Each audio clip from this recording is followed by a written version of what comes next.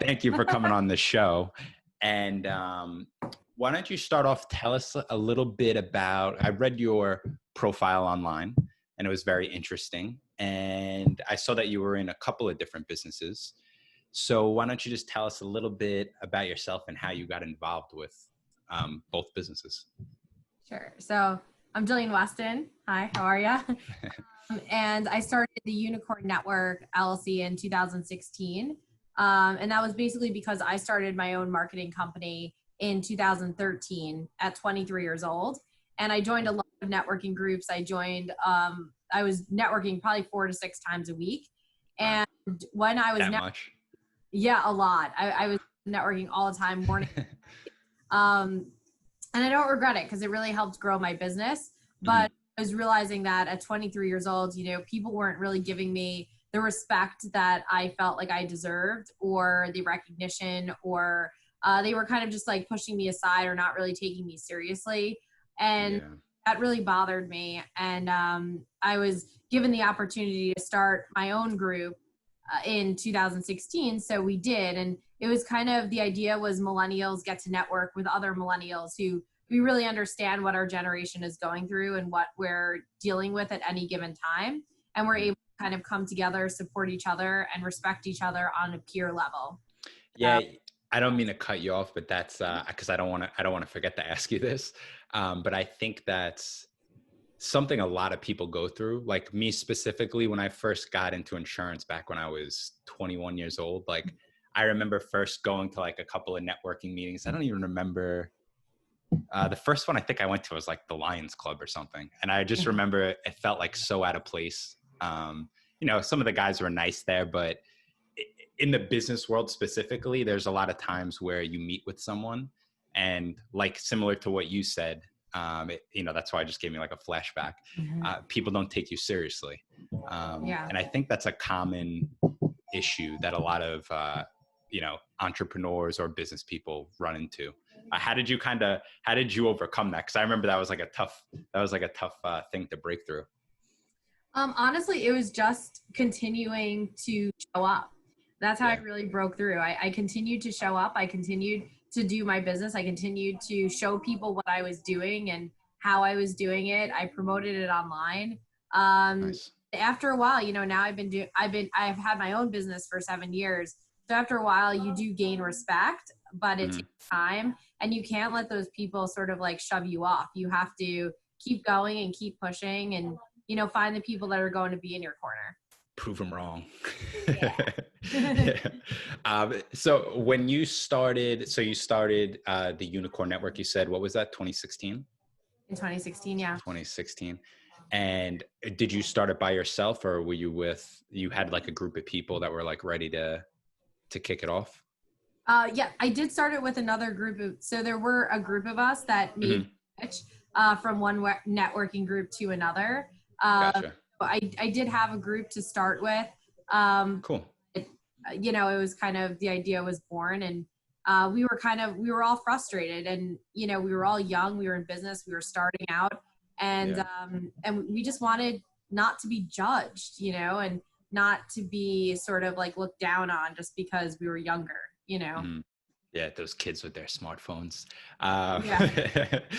So you have the Unicorn Network. I saw too that you have another business that you actually started in a local coffee shop, which I thought was super interesting. What was that whole process like? So that was my marketing company. So I started an online marketing company. Basically, I could do it on my own, and I could start on my own. So that's where I started, in that local coffee shop.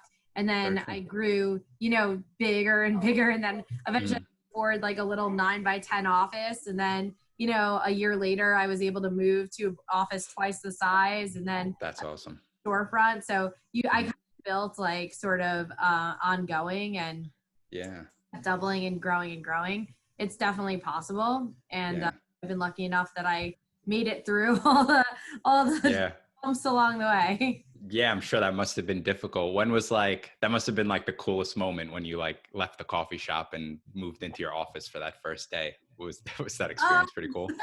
I don't know if it was the coolest moment. It was a scary moment, honestly. Yeah. It's funny, when you're going through I always talk about doing business like you're a hamster in a wheel, like running into a wall, and you kind of just keep that wall like over and over and over again, and then all of a sudden you look back and you realize that you've made a tunnel and you've actually like made progress, but it keeps feeling like you're hitting against that wall. And so for me, it was more terrifying than anything. Exciting, yeah, maybe, but more terrifying that, oh my God, this is real. This is a real legitimate business. I now have people, I have employees that rely on me, that if I don't perform, if I don't bring in business, like they could lose their jobs, or this could all go away. So while yes, it was very exciting, in those, when you're going through it, it's also very terrifying. It's very Yeah, I'm sorry. I have like landscapers going on, of course, in the middle of the show. But yeah, it's funny you say that because with my business specifically, same thing. Like it's a weird mix of excitement and being terrified. And the same thing with other like business owners I've spoken to. They all say the same thing. They're like, hey man, we basically took the leap of faith. Like we jumped all in and, are hoping for the best. And obviously we have a plan, but you got to continue to work hard and stay consistent at it. So I think that's pretty cool.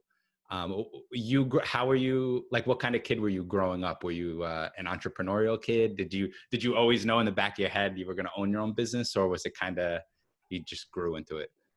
Yeah, I had no idea. I was actually a very shy kid. Naturally, I'm extremely shy. I like back away from people and crowds and things like that. I had to learn over the years, like sort of how to be social, because I knew that was going to help me in the long run. Owning a business, I didn't even know I was going to own a business. Honestly, I started working for a hotel and they didn't have anyone doing their marketing, and I just thought it was fun. So I started doing it, and then I moved out of my parents' house, needed money to do that. So I started doing some marketing on the side for people, and I really loved it. I fell in love with it, and I was able to help them. And it wasn't until I started having so many clients that I couldn't physically do all of the work that I was going to my mom, and I was like, Mom, like, you have to post things for this client. And she's like, post it. She's like, I don't know what to post. I was like, I don't care. I'm like, just post. I don't have time. I can't do this on my own. And she was like, Jillian, she's like, I am not your employee. Like, find one of your own. And I was like, an employee? I was like, what does that mean? And that's sort of how I fell into running a business. And it just sort of like grew from necessity, not really organized plan. It wasn't necessarily something that I thought about doing ever. Now that I look back on all the different things that I did in my life, I don't know why I didn't get it from the beginning.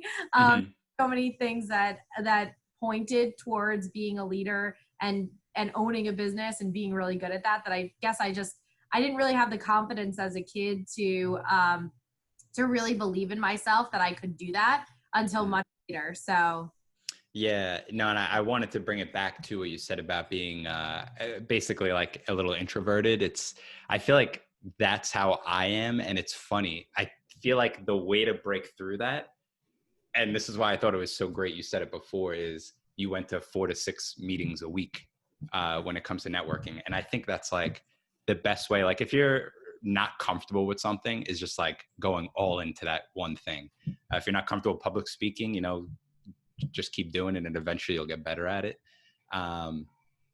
So I think that's a really cool thing that you did. And it's honestly something I try to do. I still every once in a while will get like a little nervous going to like a new networking meeting. You're meeting a bunch of new people and I'm like, why am I, I've done this 1,001 times. Like, why am I nervous? So yeah, I think that's like a very common thing. Some people are way more natural at it. They can just go into a room and talk to everybody and, just be themselves. And, I feel like for me, it just took a while to build that up. And it sounds like that was the same case for you, right?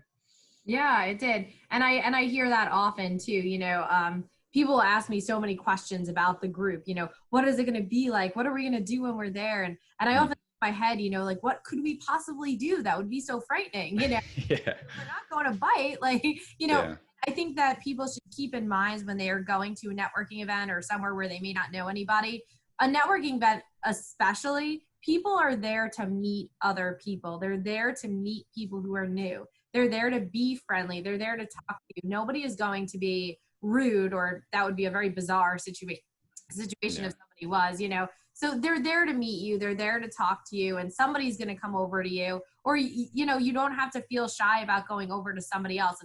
These aren't like, this isn't a movie theater, where people are trying to watch a movie. Like, they're trying to interact with you. That's what they want. So I understand it's a little bit hard in the beginning, but if you just show up and start talking to people, that's always a good idea. And if you are very uncomfortable, maybe a good way to start is one of the sit down meetings, a networking meeting where you sit for lunch or you sit for dinner or breakfast. And that way it's not as just openly social. So you have to walk up to other people. This way you're sitting down and there's people next to you, and it's just a little bit more inclusive, sort of, instead of being like out in the open, with no guide. So yeah, I know what you mean. Yeah, that's a good way to put it.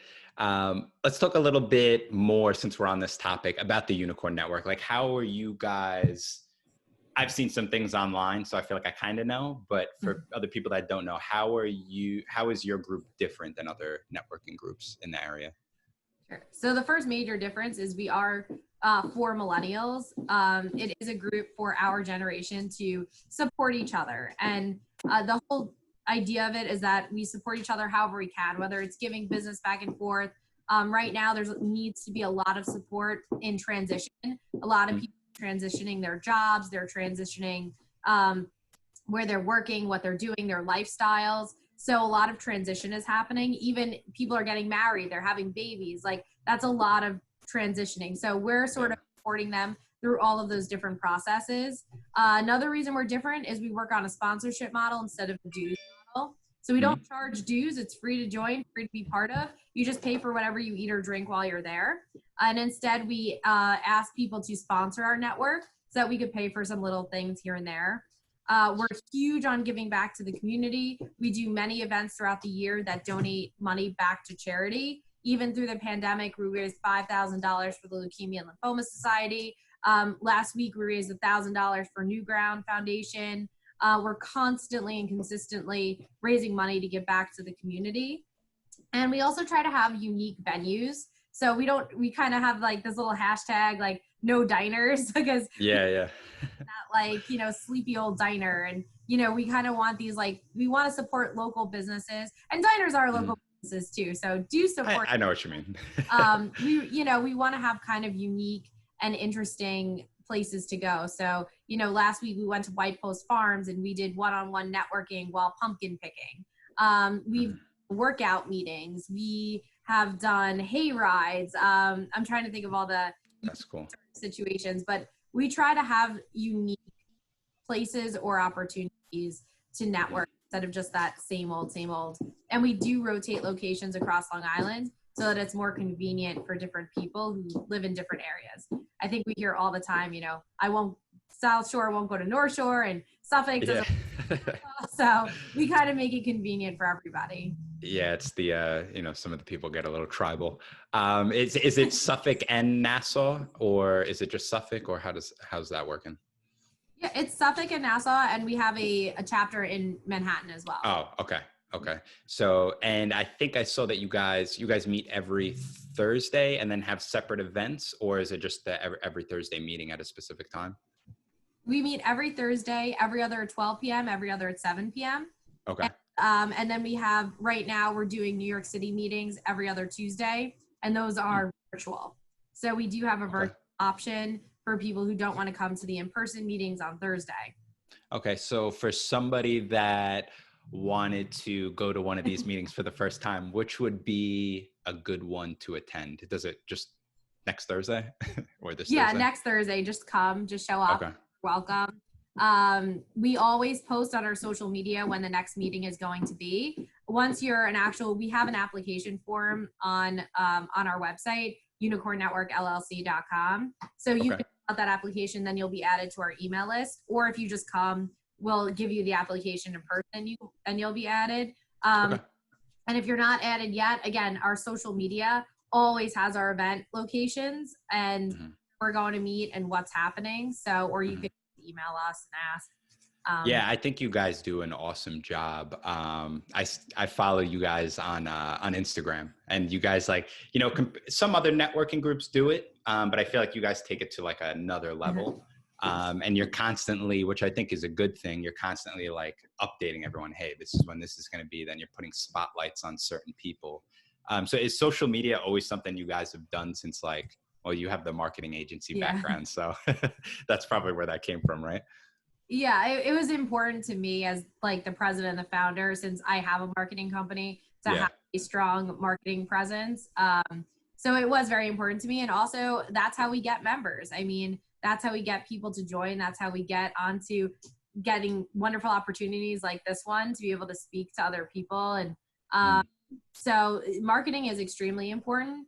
And it also, we get to thank the people that support us as well through our marketing. When we spotlight our members or when we share their content, that's something that we could do. It's free. It's 100% free. And we can, support our members and spread whatever it is that they're trying to do to other people. So I think it's a very important in many different ways. And I think that it's one of the foundations of our network in general, is that it's a place to stay in touch. And especially through the pandemic, where people kind of went in different directions, we've been able to kind of stay in touch with everybody no matter what.